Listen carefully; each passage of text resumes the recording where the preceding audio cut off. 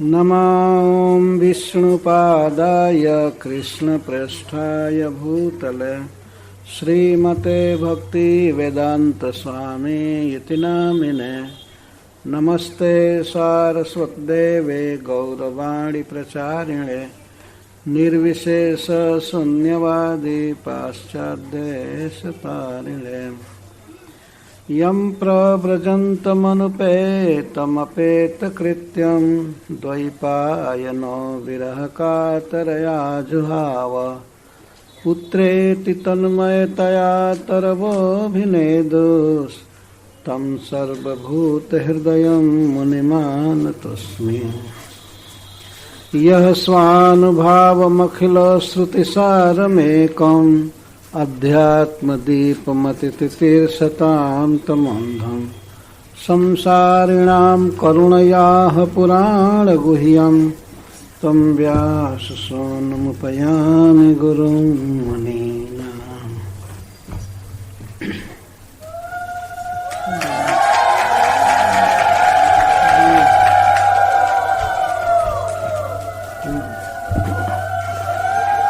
माला सहस्त्र कहाँ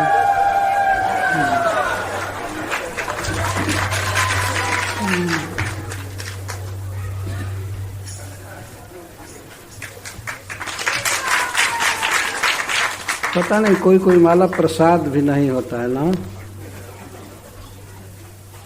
प्रसाद माला नहीं लगाना अपराध है, लेकिन बिना प्रसादी के माला लगाना भी अपराध है।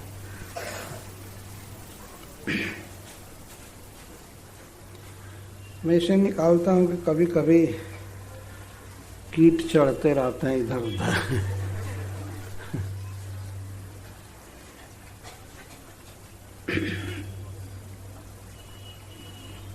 वाञ्छा कल्पतरुभ्यश्च कृपा सिन्धुभ्य एव च पतितानां पावनेभ्यो वैष्णवेभ्यो नमो नमः।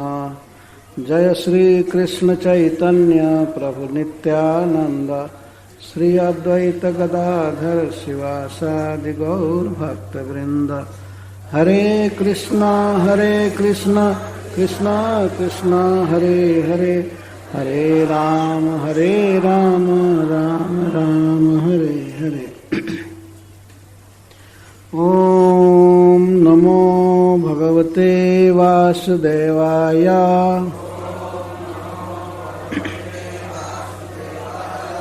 ओम नमो भगवते वासुदेवाय।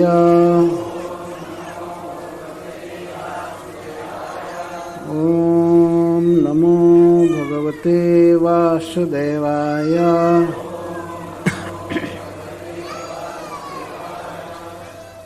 इदं भागवतं नाम पुराणं ब्रह्म संहिताम् अधीतवान् द्वापरादौ पितुर्द्वैपायनादः। परिनिष्ठितोऽपि नैर्गुण्ये उत्तमश्लोकलीलया गृहीतचित्ता राजर्षे उत्तमश्लोकलीलया। तदहं ते विधास्यामि महापौरुषिको भवान्। यस्य श्रद्धधतामासु स्यान्मुकुन्दे मतिः सती। एतन्निर्विद्यमानानाम् इच्छतामकुतो भयान्। योगिनां नृपनिर्णीतां हरेर्नामानुकीर्तनम्।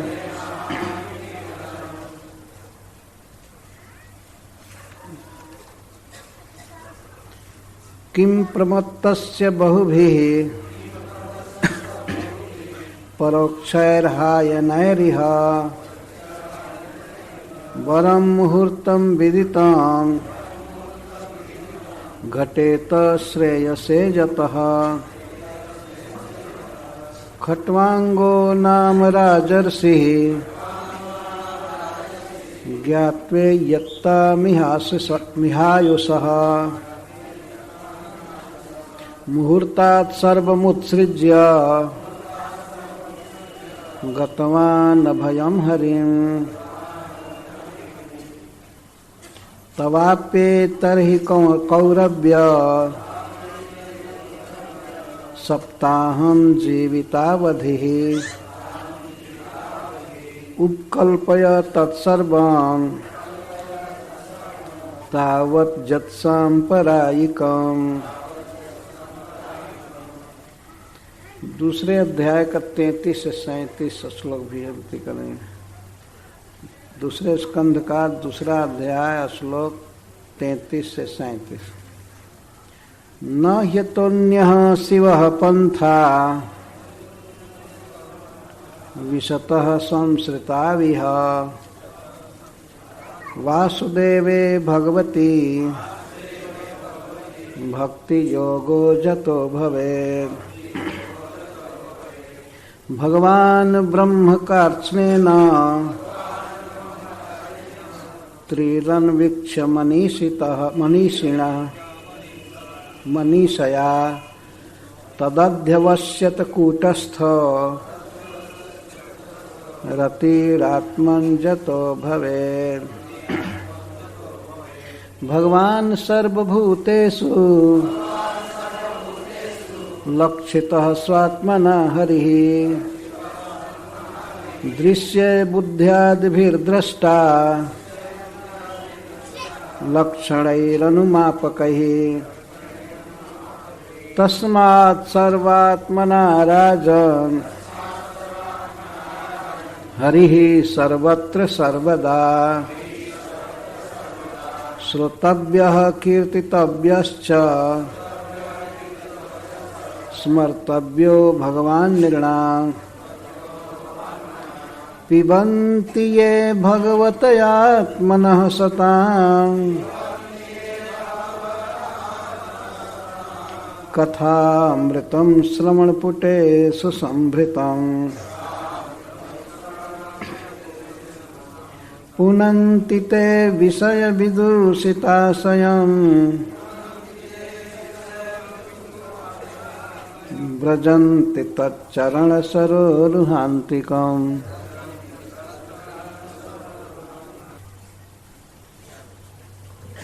इदं यह भागवतम साक्षात भगवान के द्वारा कहा हुआ, यह भगवान के विषय में कहा हुआ। नाम नाम पुराणम पुराण ब्रह्म संहितम सर्ववेद तुल्य, अथवा जिसके द्वारा परब्रह्म को नाप दिया गया हो।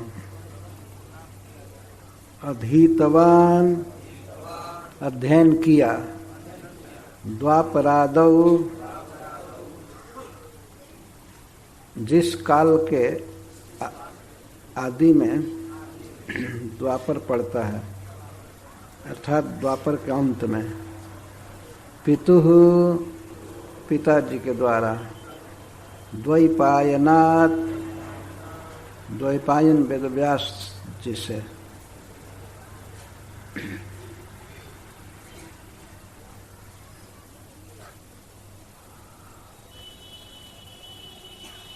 मानो परीक्षित महाराज या वहाँ जुटे हुए समस्त ऋषि अगर यह पूछें सुखदेव गोस्वामी से कि आप अपूर्व बात कह रहे हैं,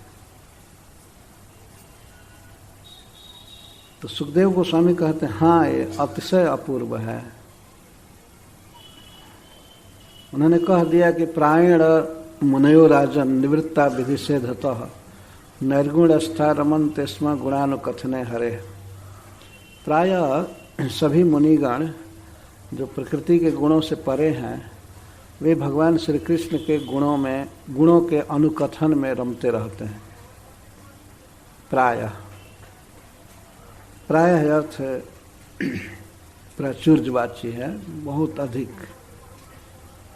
कोई कोई ध्यान में लगे रहते हैं और नहीं तो बाकी सब गुणानुकथन में ही रहते हैं। हरे कृष्णा कृष्णा कृष्णा हरे हरे, हरे राम राम राम हरे हरे। तो अपूर्व बात हुई।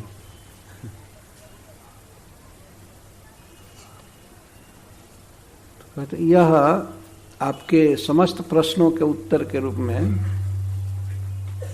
मैं आपको एक पुराण सुना रहा हूं जिसे भागवत कहते हैं।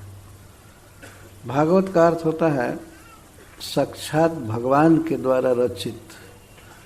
भगवान ने सर्वप्रथम चतुश्लोकी भागवत के रूप में इसको रचा, ब्रह्मा जी को सुनाया और श्री ब्रह्मा जी उसकी और व्याख्या करके अपने पुत्र श्री नारद मुनि को सुनाया और श्री नारद मुनि ने और उसकी व्याख्या करके भगवान वेदव्यास देव को सुनाया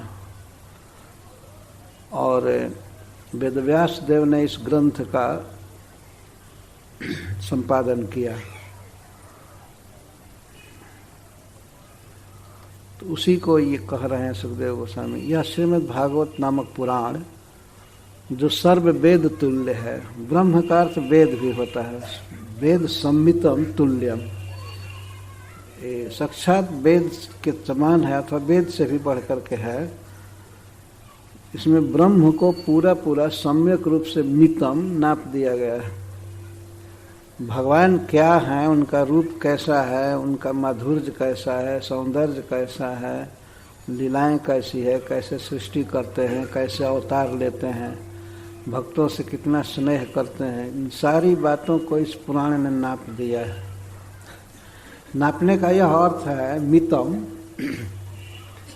कि भगवान के संपूर्ण गुणों का कंप्लीट वर्णन है इसमें। उसी की वैष्णव जन बाद में व्याख्या करते रहते हैं, लेकिन इसमें ब्रह्म को नाप दिया गया है। भगवान श्री कृष्ण का पूरा पूरा वर्णन है। यह समस्त वेदों के तुल्य है। कब आपको प्राप्त हुआ? इस पुराण को आप सुनाने जा रहे हैं, तो किसके द्वारा आपको मिला? तो कहते हैं पितुः द्वैपायनात्, हमारे साक्षात पिताश्री द्वैपायन वेदव्यास देव के द्वारा ये मुझे प्राप्त हुआ है। मैं इसको पढ़ा हूँ, उनसे अधीतवान, अध्ययन किया हूँ। कदा, कब पढ़े थे? द्वापरादौ, कालवाचक है। द्वापरादौ, द्वापरः आदि जस्य कालस्य तत्। इसका अर्थ श्रीधर स्वामी जी कहते हैं द्वापरांते, द्वापर के अंत में। महाराज शांतनु के शासन काल में भगवान वेदव्यास देव का अवतार हुआ था।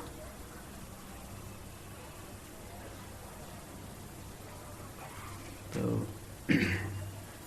उस समय भगवान का अवतार हुआ था, तो उन्होंने श्रीमद् भागवत को संपादित किया नारद जी के डायरेक्शंस में।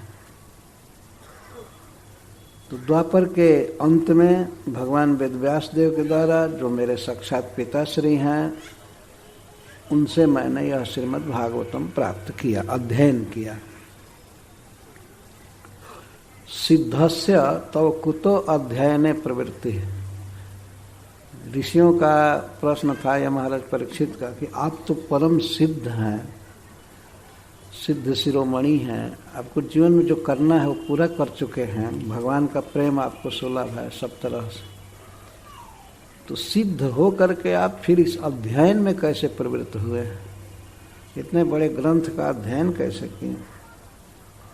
इसका उत्तर देते हैं परिनिष्ठितोपि नैर्गुण्ये उत्तम श्लोक लीलया गृहीत चेता राजर्षे आख्यानम जद अधीतवान।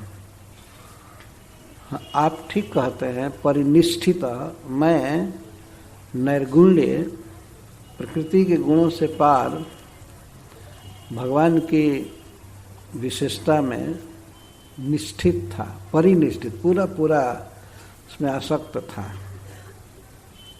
प्रकृति से पार भगवान का जो प्रभाव है उसको नैर्गुण्य कहते हैं, वो आनंदमय है। ऐसा कहा गया उपनिषद में कि किसी व्यक्ति को ब्रह्मा जी के बराबर आयु मिले पूर्ण द्विपरार्ध तक, वो अरबों वर्ष से भी ज्यादा होता है, कुछ नील वर्ष होता है, उतनी बड़ी आयु मिले और शरीर पूर्ण स्वास्थ्य और पावर, परमेष्ठी पद, सब कुछ और भोग की सारी सामग्री, तो ब्रह्मा जी को जो सुख प्राप्त होगा इन सब वस्तुओं से, सबसे ऐसा सुख है भगवान के निर्विशेष ज्योति में प्राप्त होता है। नहीं, ऐसा सुख तो एक बिंदु के समान है उस ब्रह्म सुख के आगे। ब्रह्म सुख के आगे प्राकृत सुख परिपूर्ण मात्रा में उस सुख सागर के सामने एक बिंदु मात्र है प्राकृत जगत। तो ऐसे सुख में श्रील सुखदेव गोस्वामी विभोर थे, वही भगवान का ही अनुभव है। लेकिन कहते हैं कि जब मैंने उत्तम श्लोक की लीला सुना, विशेष करके 10वें स्कंध में भगवान श्री कृष्ण के सौंदर्य का वर्णन और उनकी दया का वर्णन, 3 स्कंध में उद्धव जी कहते हैं विदुर जी से कि अहो बकीयम स्तदकाल कूटम जिघांसया पाये दप्य साध्वी लेभे गतिम ध्रातृचिताम ततोन्यम कम्वा दयालुम शरणम ब्रजेमा। अहो, कृष्ण के विरह में जमुना के तट पर वे रो रहे हैं। विदुर जी से कहते हैं कि अपने स्तनों में विष लगा करके जो श्री कृष्ण को मारने आई थी, उस पुतना को भगवान ने मातृ गति दिया, अपनी माँ बना लिया गोलोक में नित्य लीला में। उस कृष्ण के समान कौन दूसरा दयालु है जिसकी मैं शरण लूं। दया की पराकाष्ठा भगवान ने दिखा दिया। पूतना ने दुष्टता की पराकाष्ठा दिखाया, तो श्री भगवान दया की सीमा दिखा दी। भगवान को मारने आई थी स्तन में विष लगाकर, उसको भगवान ने माँ यशोदा के समान बना लिया। तो फिर जो श्रद्धा से श्री कृष्ण की भक्ति करते हैं,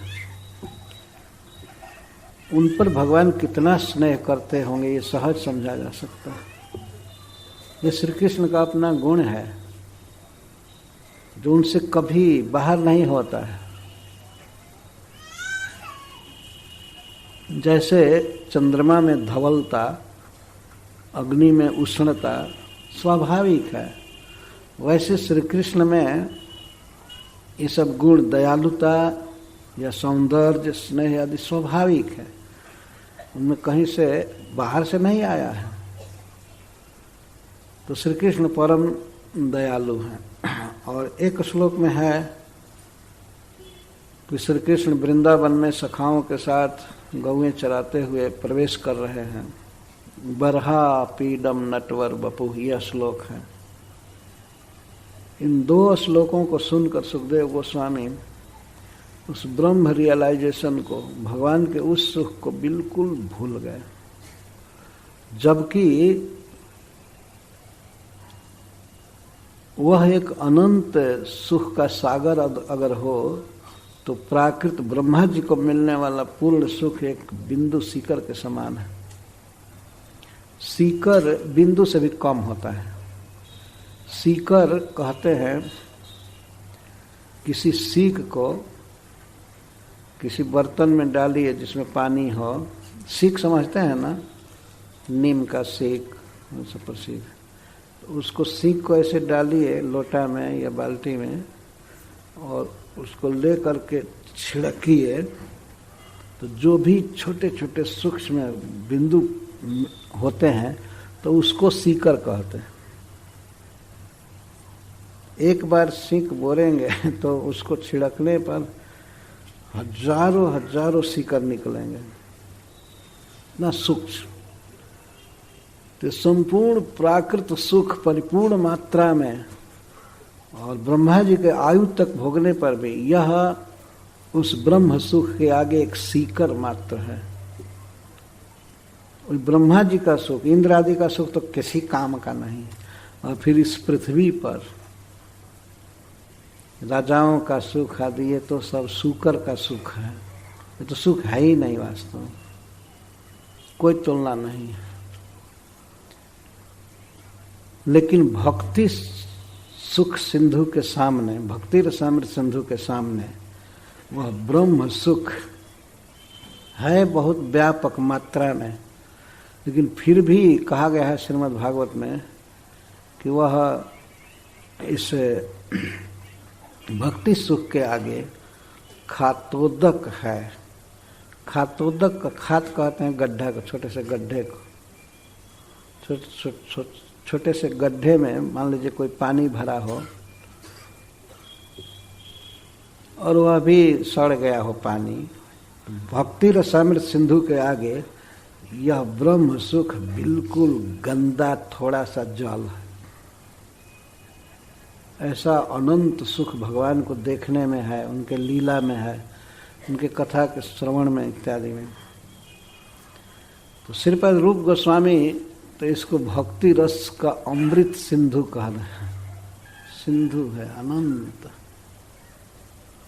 तो श्रील सुखदेव गोस्वामी जब श्रवण किए भगवान के सौंदर्य का और उनकी कृपा का, तो भगवान श्री कृष्ण में ऐसा मन आविष्ट हुआ, ऐसा आविष्ट हुआ कि उसको तो ब्रह्म सुख को तो बिल्कुल भूल ही गए, एकदम विस्मृत, और इसमें आविष्ट रहने लगे। और इन श्लोकों को सुनने के बाद तब वे बद्रिकाश्रम में अपने पिताजी के पास फिर लौटे, जबकि जन्म लेने के बाद वे चले गए थे। वेदव्यास देव निहोरा कर रहे थे, बेटा बेटा बेटा, लेकिन नहीं रहे, ब्रह्म सुख में विभोर नहीं लौटे। और श्रीमद् भागवत के केवल इन 2 श्लोकों को सुनकर वे पूछे कुछ ब्राह्मणों से, ये श्लोक आप कहाँ से सीखे हैं? वे लोग बताए कि ऐसा ऐसा तो हम लोग 18,000 श्लोक जानते हैं। 18,000 कहाँ से सीखे हो? तो हमारे गुरु वेदव्यास देव हमको पढ़ाए हैं। तो सुखदेव गोस्वामी तो जानते थे कि वेदव्यास देव इनके ही पिता हैं। जब वे लौट आए, जहाँ से भागे थे, पिता के बुलाने के बाद भी बार बार मुंह फेर कर नहीं देखे थे, वे अपनी गरज से लौट आए बद्रिकाश्रम और पिताजी से प्रार्थना किए और खूब अच्छा से श्रवण किए। श्रवण ही अध्ययन था उनके लिए, ऐसा नहीं कि वो कॉपी कलम लेकर के लिखें, अन्वय ये सब लिखा, ये जरूरत नहीं थी। बहुत पावरफुल श्रुतिधर थे, एक बार सुन करके धारण करते जाते थे, आस्वादन होता रहा। तो उन्होंने अध्ययन किया। क्यों अध्ययन किया? उत्तम श्लोक लीलया गृहीत चेता, उत्तम श्लोक जिनका यश अप्राकृत है, तम से परे है,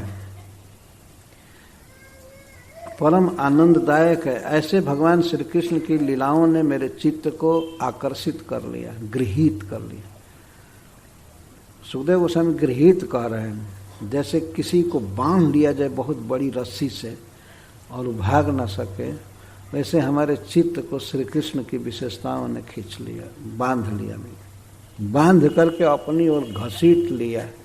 ये अर्थ है लीले गृहीत चेता, हमारे चित्त को पकड़ लिया। हमारा चित्त, मेरा चित्त कभी भी भगवान की लीलाओं से इधर उधर नहीं जाता है। अब ये सिद्ध हुआ ना, अपनी कोई विशेषता सुखदेव गोस्वामी नहीं बता रहे हैं, भगवान श्री कृष्ण की विशेषता, उनके सौंदर्य ने, उनके दया ने, उनकी मधुर लीलाओं ने मेरे चित्त को गृहीत कर लिया, पकड़ लिया, खींच लिया।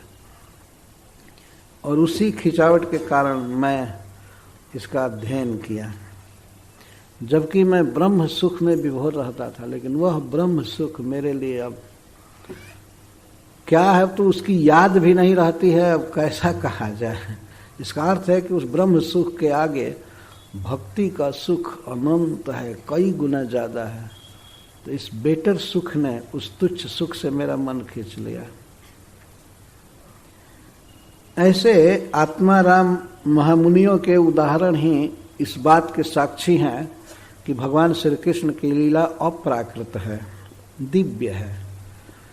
जैसे इस संसार में कोई मनुष्य सुंदर है या कृपा करता है या उसके पास कुछ धन है, विद्या है, भगवान श्री कृष्ण का ये सब विद्या बुद्धि ये सब आगंतुक नहीं है और प्राकृत नहीं है, स्वरूप भूत है। जैसे सूर्य में प्रकाश स्वाभाविक है, सूर्य में प्रकाश भरने के लिए सरकार के तरफ से कोई पेट्रोल की व्यवस्था नहीं होती है कि सूर्य में पेट्रोल भरो तब यह आँच देगा या प्रकाश देगा। कोई व्यवस्था है क्या इस दुनिया में?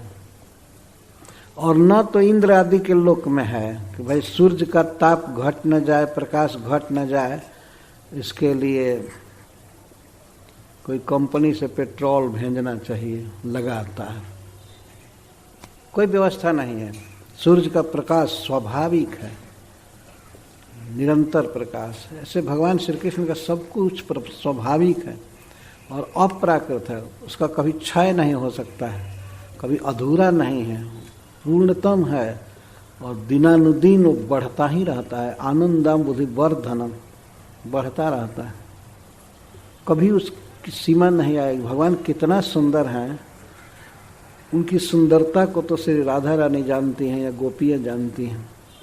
तो उनका सौंदर्य दिन प्रति बढ़ता ही रहता है, बढ़ता ही रहता है, अनादिकाल से बढ़ रहा है और अनंत काल तक वो बढ़ता ही रहेगा। अर्थात उनके सौंदर्य की अनुभूति नित्य नवीन रहती है, कभी तृप्ति नहीं होती। उनका सब कुछ अद्भुत है। तो इसका सबसे बड़ा प्रमाण है कि जो वितराग महात्मा है, आत्मा राम गण है, जो संसार के किसी सौंदर्य में कभी भी नहीं फंस सकते, देवियों के भी सौंदर्य में या कोई मंडिन चीज, संसारिक चीज जो सुनते नहीं हैं, कभी पढ़ते नहीं हैं, पर श्रीमद् भागवतम ये भी पढ़े। मुक्त आत्माराम मुनियों में सर्वश्रेष्ठ सुखदेव गोस्वामी इस ग्रंथ को पढ़े। यह भगवान की दिव्य स्पिरिचुअल लीलाओं से भरा हुआ ग्रंथ है। इसे पढ़ना एक और चीज है। तो सुखदेव गोस्वामी इसको पढ़े इसी कारण से, भगवान की लीला से आकृष्ट होकर। तो महाराज, तदहम ते विधास्यामि, मैं उसी श्रीमद् भागवतम को भगवान की लीलाओं से जो परिपूर्ण है, ते अभिधास्यामि, मैं आपको दूंगा, मैं आप में रखूंगा। ये कह रहा, अभिधास्यामि, आप में रखूंगा मतलब आपको दूंगा। महापौरुषिको भवान, क्यों? क्योंकि आप महापुरुष के जन हैं। महापुरुषः विष्णु तदीय, महापुरुष एकमात्र भगवान विष्णु हैं। तो महापुरुष का जो दास है, उनका जन है, उसको महापौरुषिक कहते हैं, महापौरुषिक। आप वैष्णव हैं, विष्णु के दास हैं, इसलिए मैं आपको इसे सुनाऊंगा। मुझे आपको सुनाने में सुख मिलेगा और आपके समस्त प्रश्नों का उत्तर हो जाएगा। यह श्रीमद् भागवतम। एक जगह श्रील प्रभुपाद जी लिखते हैं कि Shrimad Bhagavatam is the solution of all problems. जितना प्रॉब्लम है उसका सॉल्यूशन श्रीमद् भागवतम। अन्यथा अकस्मात कैसे कहने लगे कि मैं आपको कथा सुनाऊंगा, श्रीमद् भागवतम सुनाऊंगा। प्रश्न क्या पूछे हैं, और तब तक सुखदेव गोस्वामी कोई पागल थोड़े है कहे कि मैं आपको कथा सुनाऊंगा। सामान्य कथा नहीं है, ये डायरेक्ट भगवान को देने के समान है। तो मैं आपको वह श्रीमद् भागवतम दूंगा, सुनाऊंगा, क्योंकि आप महापुरुष के भक्त हैं। जस्य श्रद्धतामासु स्यान मुकुंदे मति सती, जिस श्रीमद् भागवतम में श्रद्धा करने वालों की मति मुकुंद में सती हो जाती है। श्रद्धा करने वालों को, जो इसके प्रति श्रद्धा करते हैं, यह भाव करते हैं कि श्रीमद् भागवतम साक्षात श्री कृष्ण का वांग्मय रूप है, शब्दावतार है। अगर ऐसी भावना होती है, इस ग्रंथ को अपने जीवन का सबसे सहायक ग्रंथ मान करके जो पढ़ते हैं, सुनते हैं, इसे प्रणाम करते हैं, उनकी बुद्धि श्री कृष्ण में सती हो जाती है। सती स्त्री का अर्थ होता है जो अपने पति में ही रची पची रहती है, अपने पति के अतिरिक्त स्वप्न में भी किसी पुरुष का चिंतन नहीं करती, उसको सती कहते। तो जो श्रीमद् भागवतम में श्रद्धा रखता है, उसकी मति बुद्धि श्री कृष्ण में सती हो जाती है। तो श्री कृष्ण के अतिरिक्त और कहीं जा ही नहीं सकती। मति सती स्यात्, स्मृति सती स्यात्। कभी कभी वैष्णव भक्तजन प्रश्न करते हैं कि हमारा मन भगवान में लगता नहीं है पूरा, जप तो कर लेते हैं लेकिन मन इधर उधर भटकता है। तो जो लोग इस प्रश्न का उत्तर चाहते हैं वो लोग इस श्लोक में देखें। मन इधर उधर जाने का तो सवाल ही नहीं, वो सती हो जाएगा बिल्कुल। भगवान कृष्ण के रूप से, उनके शब्द से, उनके सुगंध से और उनके रूप से कभी इधर उधर जा ही नहीं सकता है। पर क्या करने से? श्रीमद् भागवतम में श्रद्धा करने से। श्रीमद् भागवतम में श्रद्धा का मतलब है बस यही पढ़ना है, यही सुनना है, यही सर्वोत्तम है, श्री कृष्णमय है, दिव्य है, और दूसरा न पढ़ना है न सुनना है, सब बेकार है। इस प्रकार की बात जिसके मन में, वो है श्रद्धा। और जो पढ़ता है, सुनता है, जस्याम वैश्रूयमाणायाम कृष्णे परम पुरुषे भक्ति उत्पद्यते पुंसाम शोक मोह भयापहा। श्रीमद् भागवतम की विशेषता है। बिल्कुल मंगलाचरण में भगवान वेदव्यास देव कहते हैं कि यह श्रीमद् भागवतम ग्रंथ है जहाँ पर कपट धर्म बिल्कुल नहीं है, और यह वह ग्रंथ है जिसमें जानने योग्य वास्तविक तत्व का वर्णन किया गया है। और यह वह ग्रंथ है जिसमें तीनों तापों को दूर कर देने वाला साधन है, मतलब भक्ति है।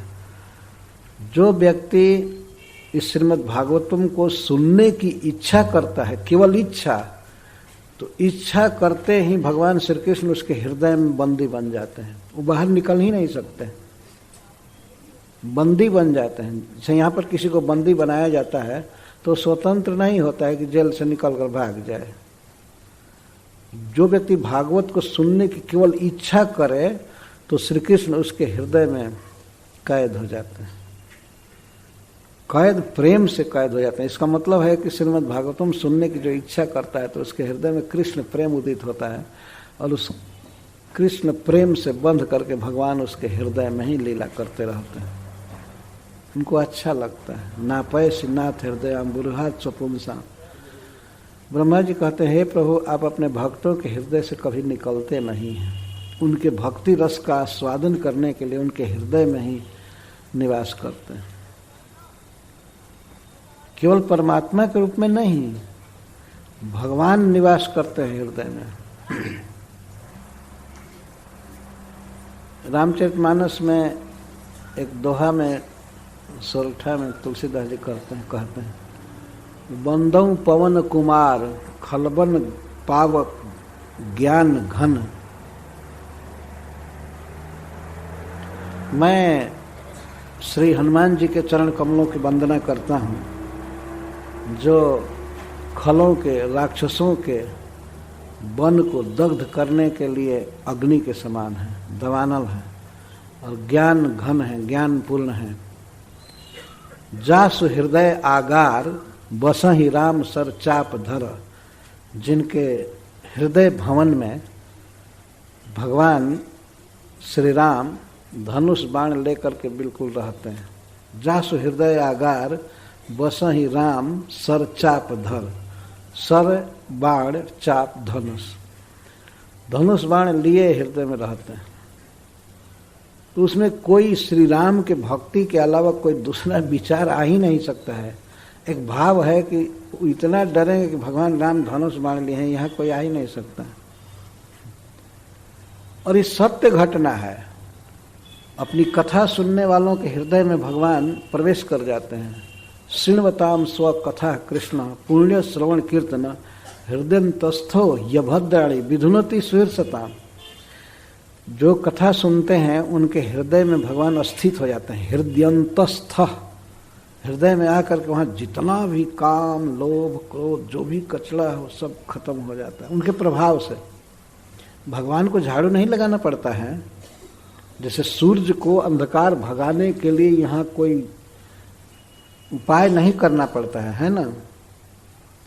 ऐसा नहीं कि सूर्य उगे तो अंधकार को भगाने के लिए अब कोई व्यवस्था किया जाए, लड़ाई झगड़ा राइफल चलाया जाए तब ये अंधकार भगेगा। उनका उगना और अंधकार साफ चला जाता।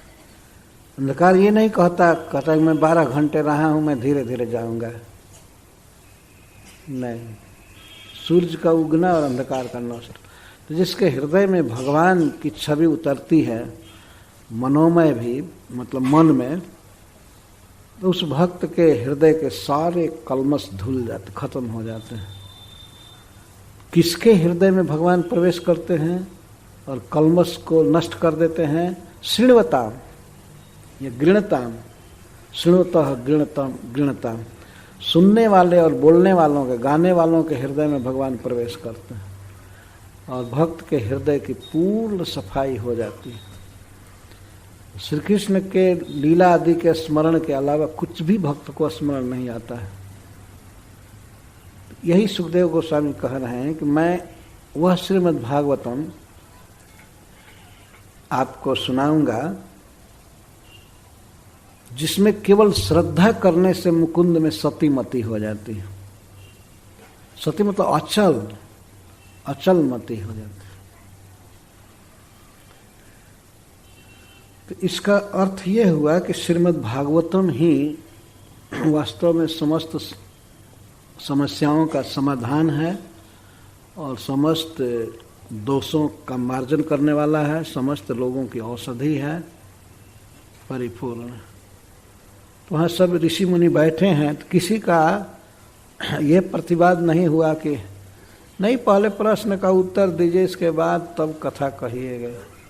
कि कथा ही उत्तर है। कथा का अर्थ है भगवान की बात, भगवान के विषय में बात और भगवान के द्वारा बात।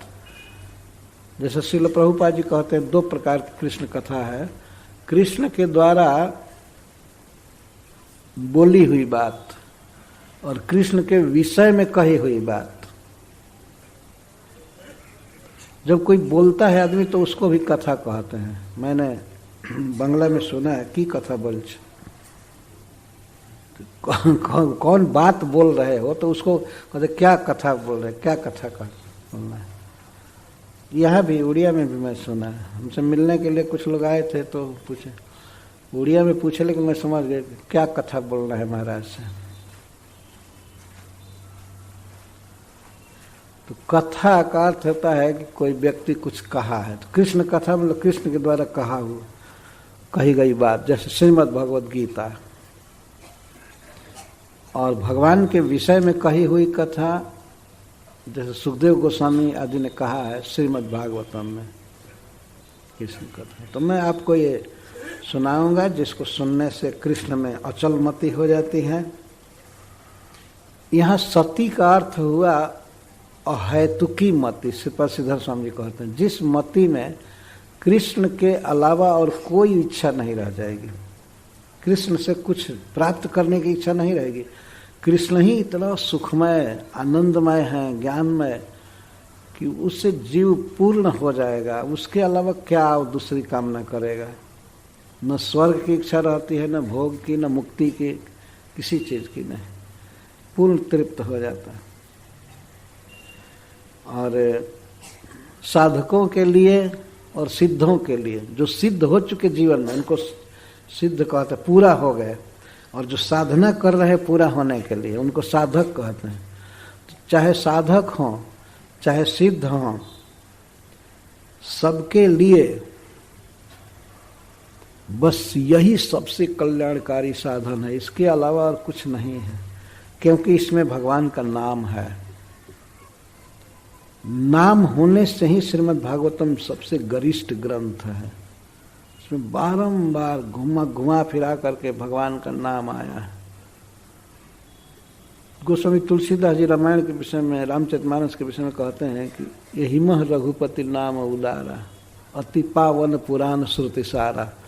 इस रामचरितमानस में भगवान का नाम आया है, वो इसी का अनुवाद कर रहे हैं भागवत। अति पावन पुराण श्रुति सारा, अतिशय पवित्र है, पावन है, और पुराण और वेदों का सार है भगवान का नाम। तो इसमें कहते हैं सुखदेव गोस्वामी की एतन निर्विद्यमाना नाम इच्छताम अकुतो भयम जोगी नाम निर्णितम हरेर नामानुकीर्तनम। हे राजन, साधकों के लिए, सिद्धों के लिए इससे बढ़कर दूसरा कोई श्रेय नहीं है, दूसरा कोई साधन नहीं है। सबके लिए जैसे इच्छताम, इच्छताम का अर्थ है जो जिनकी इच्छा है कुछ पाने की, इनको कामी कहते हैं या कर्मी कहते हैं। कोई कुछ पाने की इच्छा है, चाहे इस पृथ्वी पर कोई धन चाहिए या कोई चीज़ चाहिए, अथवा स्वर्ग चाहिए या जो भी चाहिए वस्तु, इसकी जो कामना करे उनको इच्छताम कहा गया। इच्छताम कामी नाम तत्त फल साधनम एतदेव। अगर कोई कुछ चाहता है, स्वर्ग या इस पृथ्वी का भोग या कुछ भी, तो उसके लिए बस यही साधन है, भगवान की कथा, भगवान का नाम। और मुमुक्षु नाम, जो मुक्त होना चाहते हैं, जो जन्म मरण के मुक्त होना चाहते हैं, जगत के दोषों से, काम क्रोध आदि से मुक्त होना चाहते हैं, उनको मुमुक्षु कहते हैं। जो बंधन में है, फील करते हैं कि हम बंधन में हैं और उसे छूटना चाहते हैं, उनको मुमुक्षु कहते हैं। तो मुमुक्षुओं के लिए यही मोक्ष साधन है, मुक्ति प्राप्त करने का यही उपाय है, इसके अलावा कोई दूसरा नहीं है। और ज्ञानी नाम योगी नाम च, और योगियों के लिए अर्थात ज्ञानियों के लिए यही फल है। ज्ञानी तो कुछ चाहते नहीं है, तो ज्ञानियों का यही फल है।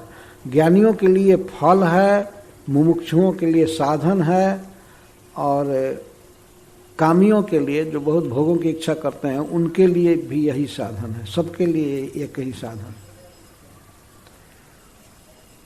इसमें कोई प्रमाण की जरूरत नहीं है, प्रमाण नहीं चाहिए, बस ये निर्णितम, समस्त योगियों का, समस्त सिद्धों का और सभी का ये निर्णय है। क्या है निर्णय?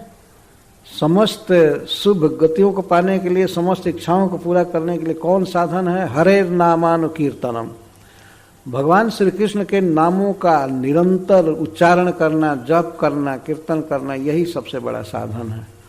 हरे कृष्णा कृष्णा कृष्णा हरे हरे, हरे राम राम। निर्णितम, ये निर्णित है।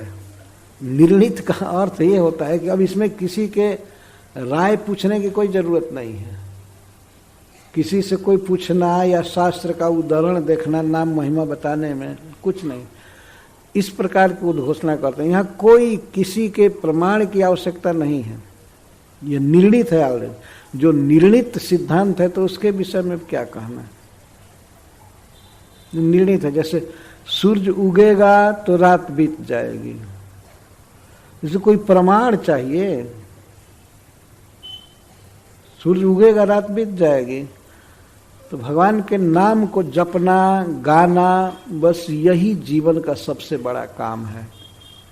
जोगी नाम निर्णितम हरेर नामानुकीर्तनम, भगवान श्री हरि के, कृष्ण के नाम का अनुकीर्तनम, निरंतर जप कीर्तन, यही है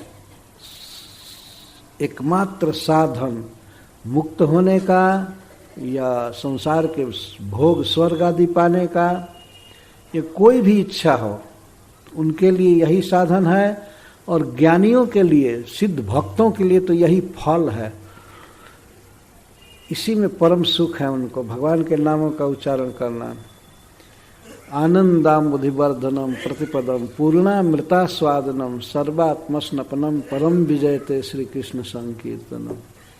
तो श्री कृष्ण संकीर्तन आनंद की अम्बुधि है और महाअमृत है और चित्त को शुद्ध करने के लिए यही सबसे बड़ा साधन है। चेतो दर्पण मार्जनम, संसार के दुखों से बचने के लिए, सारे दुखों को नष्ट करने के लिए यही साधन है।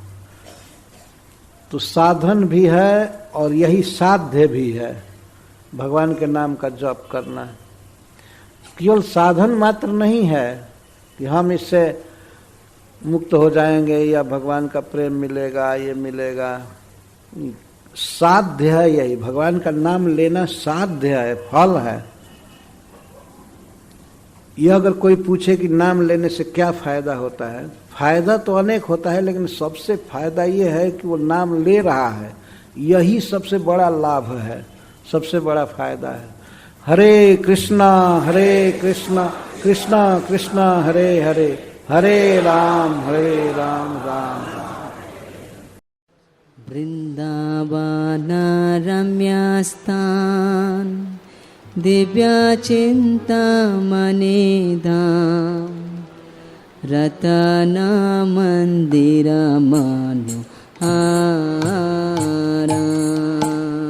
वृंदावन रम्यस्थान दिव्यचिन्तामणिधाम रत्नमन्दिरमनोहारा। वृंदावन रम्यस्थान दिव्यचिन्तामणिधाम रत्नमन्दिरमनोहारा। वृंदावन रम्यस्थान दिव्यचिन्तामणिधाम रत्नमन्दिरमनोहारा। आवृतकालिंदी नीरे राजा हंस केलिकारे ताहे शोभे कनका कमाला। आवृतकालिंदी नीरे राजा हंस केलिकारे ताहे शोभे कनका कमाला। तारा मध्ये हेमपीठ अष्टदले वेष्टित अष्टदले प्रदान नायिका। तारा मध्ये हेमपीठ अष्टदले वेष्टित अष्टदले प्रदान नायिका। तारा मध्ये रत्नसने बसियाचे दुई जाने श्यामा संगे सुंदरी राधिका। तारा मध्ये रत्नासने बसियाचे दुई जाने श्यामा संगे सुंदरी राधिका। वृंदावन रम्यस्थान दिव्यचिन्तामणिधाम रत्नमन्दिरमनोहारा। वृंदावन रम्यस्थान दिव्यचिन्तामणिधाम रत्नमन्दिरमनोहारा। रूपालावण्य राशि अमिया पोड़ीचे खासी हास्य परिहास संभाषणे।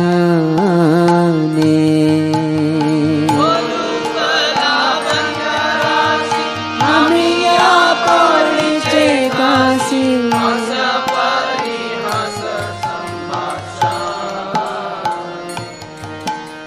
नरोत्तम दास कय नित्य लीला सुखमय सदाई स्फुरुक मोर મને દાસ કોઈ નિત્ય લીલા સુખમય સદાઈ સ્ફુરત મોર વૃંદાવન રમ્યા સ્થાન દિવ્ય ચિંતામણિધામ રતના મંદિર માનો